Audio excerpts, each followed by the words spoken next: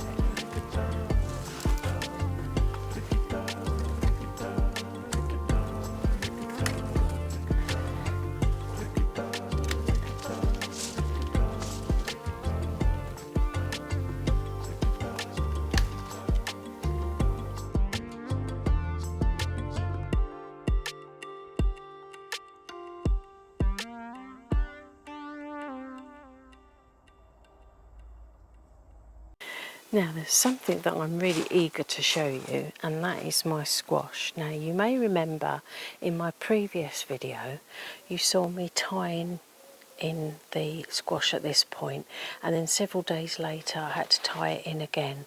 Well, just look at it now. It goes up the trellis, across that cane, and it goes right across here and down.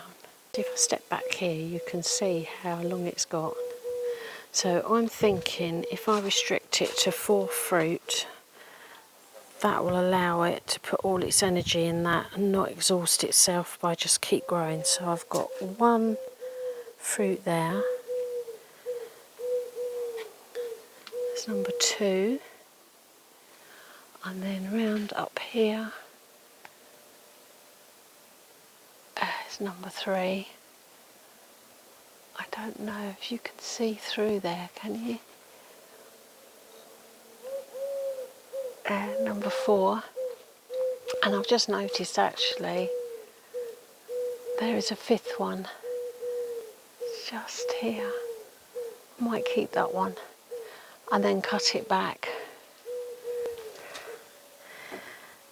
And then what about the plant next to it? How's that got any?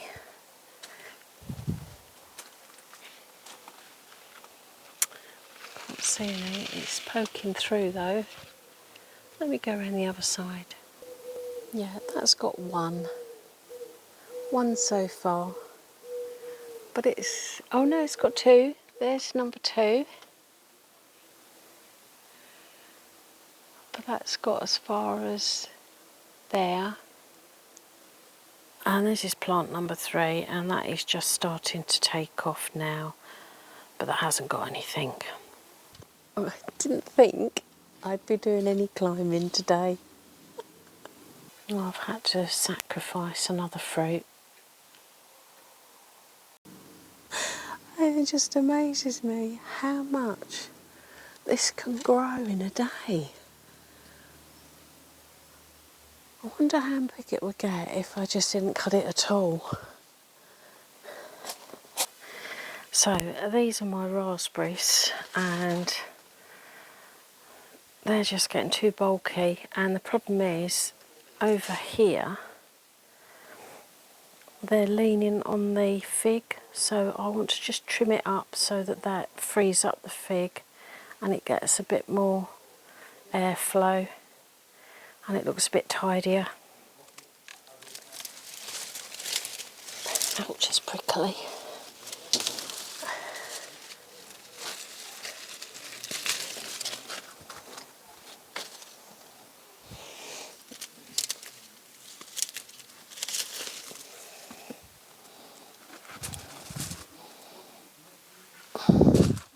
Oh, that looks a lot tidier. This courgette's got room to grow now. It's actually putting on bulk at last. It's taken ages to get to this stage.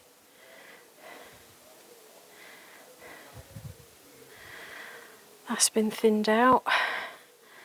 I've moved the carrots a little bit so they've got a bit more space between each bucket. The fig's got more room now. Something's been attacking it, but it's actually put on quite a bit of growth this year. So that's bulking up. So I might be able to pull some carrots.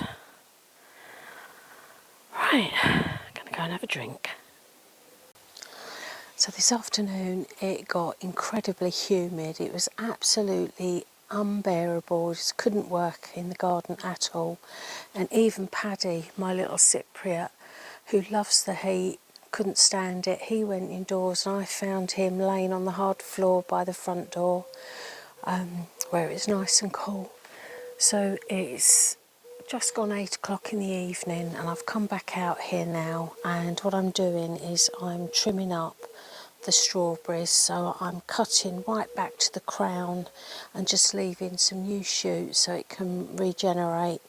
I've done the first 3, so I've got the rest to do. But while I'm doing that, I'm going to take you on a little trip to Norfolk Lavender, which I went to a couple of weeks ago, and it was an amazing day out, and I hope you enjoy it too. So I've come to Norfolk Lavender and it is absolutely stunning. I wish you could smell these blooms. Oh, it is just gorgeous, and it is just incredible to see how many different varieties of lavender there actually are, because And when you see an individual plant, you recognise it as lavender and you think they're all the same, but they're not. They're the contrast between the shades and the shapes of the spears, so different. And to see them all together is really quite spectacular. So I'm going to go and have a good old explore and see what else I can find.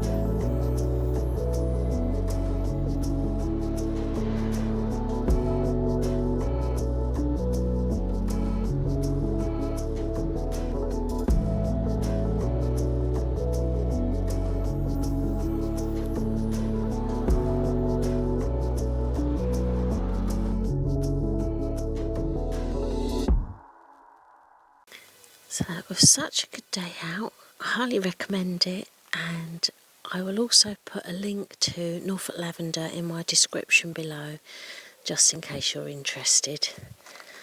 So these are all trimmed up now, which means just about everything on my list is completed. So I think all that's left to do now is to do some harvesting. Now I'm really excited because I'm actually going to start and harvest my first lot of potatoes of this year. Now I've got two choices. I've got 5 buckets along the side of the greenhouse in the garden. They've got first and second earlies in. So the first earlies are my Pen and Javelin, and second earlies are Charlotte. And they are starting to die back. But also on my driveway I've got another 5 buckets. Now 3 of those are the main crop Cara, which I'm not going to touch, and they're doing really well at the moment. But I've got another bucket which I think is just Charlotte, and then I've got a 5th bucket. Now I had a dilemma because I had 2 seed potatoes left over out of the 10 buckets. One of them was a Charlotte and one of them was Pen and Javelin.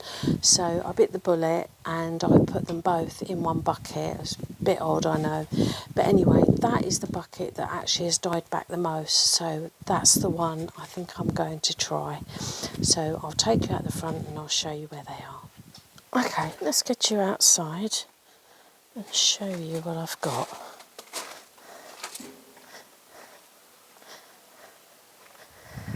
So I've got my 5 buckets. This is the one that's dying back the most. This is the one that's got a Pen and Javelin and a Charlotte in. This bucket, the second one, is just Charlotte. So those both first, second earlies are dying back the most. And then these 3 here, you can see are at a different stage. These are the main crop, these are the Cara. So I'm definitely going to leave those alone. So let's get this bucket in the garden and see what's in it. So I think you can see how much of a sun trap it is out here. Right, first thing I need to do is cut the hulms off. I'll cut them off.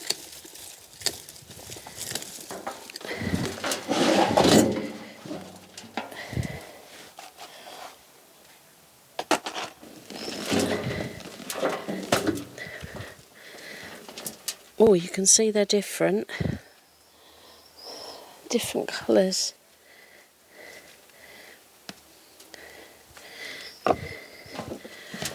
Oh,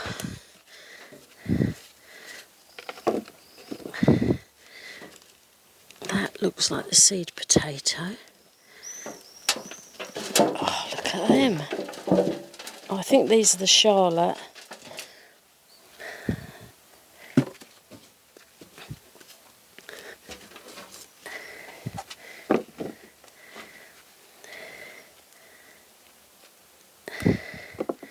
Usual tiny ones, won't keep those.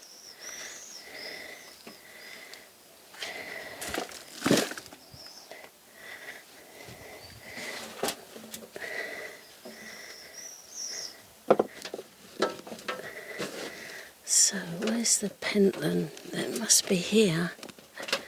Oh yeah, look at these. So that's the Charlotte, and they're the pentland javelin. And I can't see any scab. They look fabulous. Oh, I'm so happy with that. Okay, so I had 2 boxes of shallots. I've pulled these. I've got a few more to pull, so let's get them out.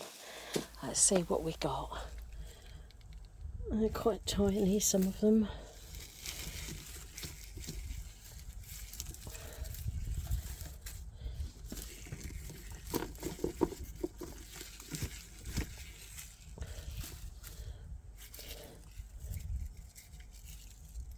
Oh, they're not worth keeping.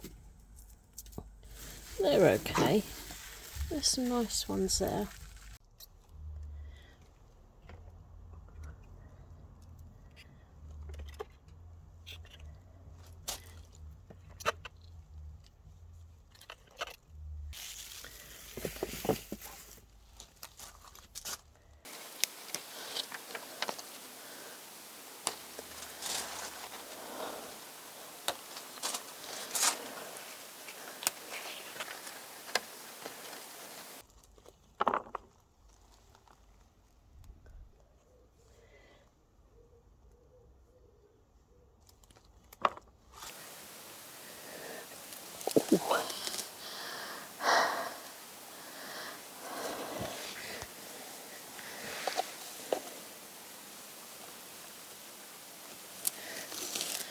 Oh, look at these.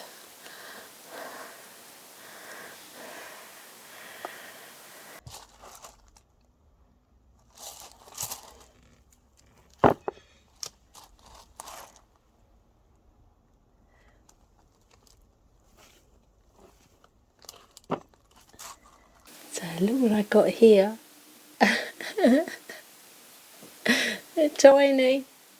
And one tigerella. In fact, I'll take both of them.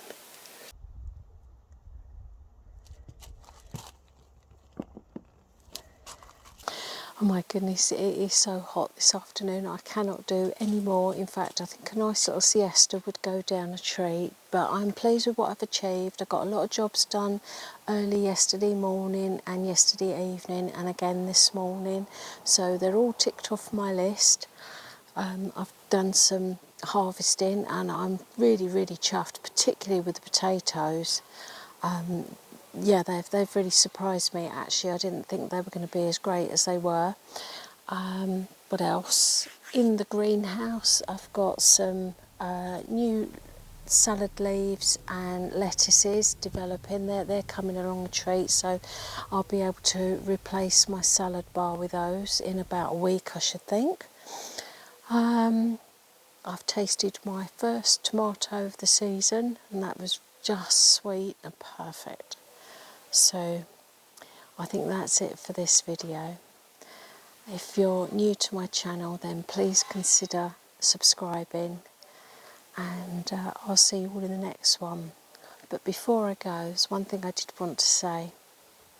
I know everybody seems to be jumping on the bandwagon at the moment for drone shots of their plots and gardens. Well, I thought I'd do something a little bit different. So to see you out, I'm going to take you on a paddy eye view of the garden. So I'll see you soon.